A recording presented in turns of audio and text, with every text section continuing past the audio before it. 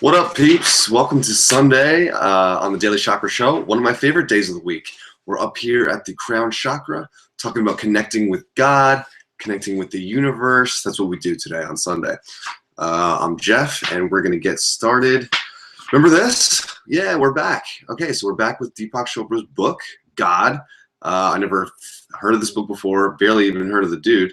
He's East meets West kind of guy. He's an MD, but then Deepak Chopra, MD, doctor, but then he's interested in, he's from India, so there you go. So we're at chapter 6. Remember last time we talked about Rumi and how you should basically just dance your way through life from now on, and he was a poet, so the love of life just came out through his art, and so that's awesome, and we should do that. So now we're at chapter 6. Julian of Norwich, who says, "All shall be well." And so just briefly, what happened in this story was there's this woman, Mistress Kemp, Marjorie, I believe is her name is, and she was like a rich girl who grew up in the 1300s, and there was a lot of turmoil. Obviously, this is the Dark Ages, so not much good happening there. But so lots of bad things going on, like peasant rebellions and people dying right in front of her. So she was kind of scarred by this and not really sure the truth about life. So long story short, she meets Julian of Norwich, who was basically anointed at this point already. This is late 1300s. There's this woman, Julian of Norwich, who lives by herself in the woods and is kind of seen as this saintly sage, this mystic, one of the original mystics from Western philosophy. So mostly in the book, we've been hearing people from India and stuff like that. So this is like our first Christian mystic, and basically what she ends up saying is she had gotten visitations from Jesus, you could say, and so the woman Marjorie comes to her and is like freaking out, like, I don't know what's real, even though I have all this money, I'm not happy. And so Julian of Norwich says, well, listen, I will tell you exactly what the Lord told me, which is, let me find it. Exactly what the Lord said to Julian was, all shall be well, and all shall be well, and all manner of things shall be well. So what does that mean? How can I use that in my life? So that's a good question. I think that, let me just put that down for a second. To me, all is well and all shall be well. How do you use that?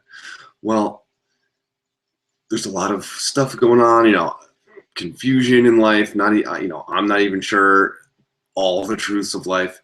But to me, and I've found this kind of an interesting idea for a while, is that, now this isn't from the book, I'm just kind of adding this. Right before you die, right, what happens? You have the influx of serotonin, and you have all your happy memories flooding back, and it's like the best moment of your life, basically, and then you pass on. So if you look at it that way, in the end, all shall be well, because no matter what happens, it's all leading up to this moment where you have the best time ever, where all of your happiness returns and you feel super connected with the world. So if you can think of it that way, let's say I have an obstacle in my life. Well, in the end, everything's going to work out to my advantage anyway. So knowing that, that's comforting. Part two, knowing that no matter what happens, it's going to work out to my advantage, all is going to be well, that can lead me to having more fun, making better decisions that are going to lead toward more fun throughout, my regular life. So if you kind of switch your paradigm of, oh, the world is a hard place to live in and all this, and sure it is, but if you can switch that kind of mentality to think, no matter what happens, it's going to work out. So might as well have fun, might as well follow my bliss, because even though that may be more risky, following my bliss, knowing that all is going to be well in the end is going to make me more free. I'll be more free to do the things that I want to do, and life will be better, because no matter what happens, in the end, it's all going to work out anyway. So again, my little tidbit is that no matter, not my tidbit, but what I'm adding to this piece is that before you die, it's all going to be woo, serotonin and happy memories anyway. So to me, it's beneficial to go through life knowing that and expecting it. And then what Julian says, all's going to be well. So basically, chill out. No matter what happens, that can help. So I'll go and pull a couple of quotes that are from Julian herself. She talks about, she held out her hand and there was a hazelnut, and she's like, look, this hazelnut, as small as it may seem, this is everything that has ever been created. Or like, everything that's ever been created, you can look at it as though it were this tiny hazelnut. And so that kind of can change your perspective and make you less intimidated by the world. If you looking around and being like, look, this is all just kind of like, if you see it as, you can look at it as though you're kind of bigger than your own problems. I think that's what the hazelnut is talking about. I'm bigger than my own problems. So like, if I can take my problems and kind of condense them into a hazelnut, or just for a moment, look at them that way. Just pretend that my problem is this little hazelnut. I'm bigger than it. I'm looking at it. That can kind of free me up, make me realize all will be well, and I'll stop freaking out. But there's one other thing that I wanted to talk about, just to kind of round things up. And it has, okay. We may never come to full knowing of God until we know first clearly our own soul. Let me repeat that. We may never come to the full knowing of God till we first clearly know our own soul. So we're not going to know God until we know our own soul. So what does that sound like? Know thyself. Remember Socrates? Socrates is basically saying, you are God. You're the creator of your own life. Remember Shankara, who says life is but a dream. When I'm dreaming, I'm creating what's happening in my dream with my subconscious mind. So his point was, even when I'm awake, that same action is still taking place. I'm creating everything in my own life. My opinions, my worldview, I'm creating, and then I'm taking in all this stimulation, and then I'm spitting out stimulation for other people to take in. I know thyself. I am God. I'm creating this dream world that I'm basically the main character in.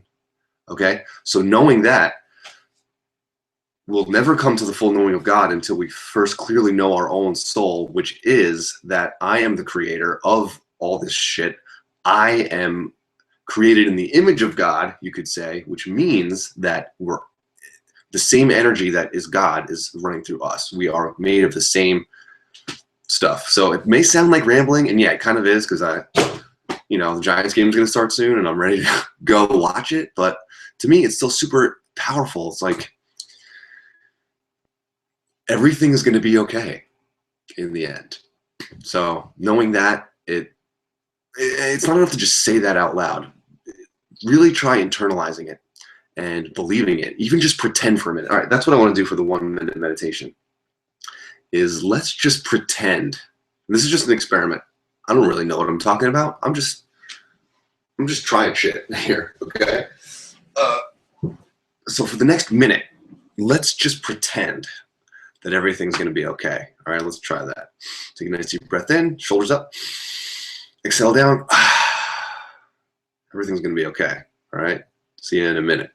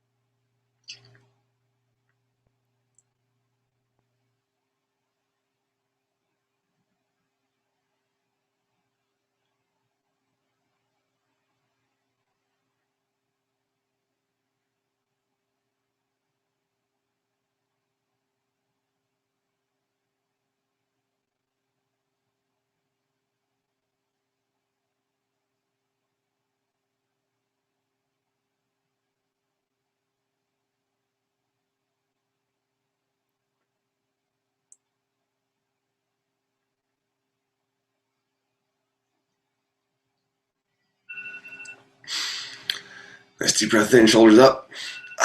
Exhale. Oh, see, the clouds have parted, and now we're being illuminated by God's light.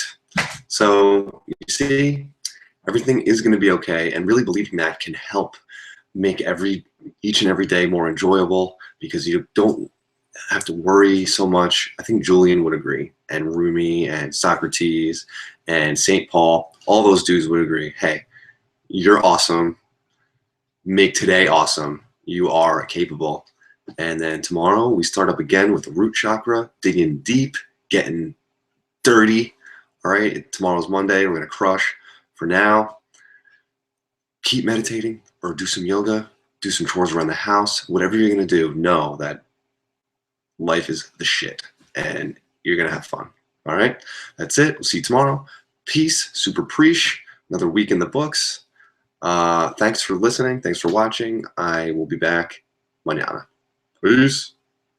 Go Giants.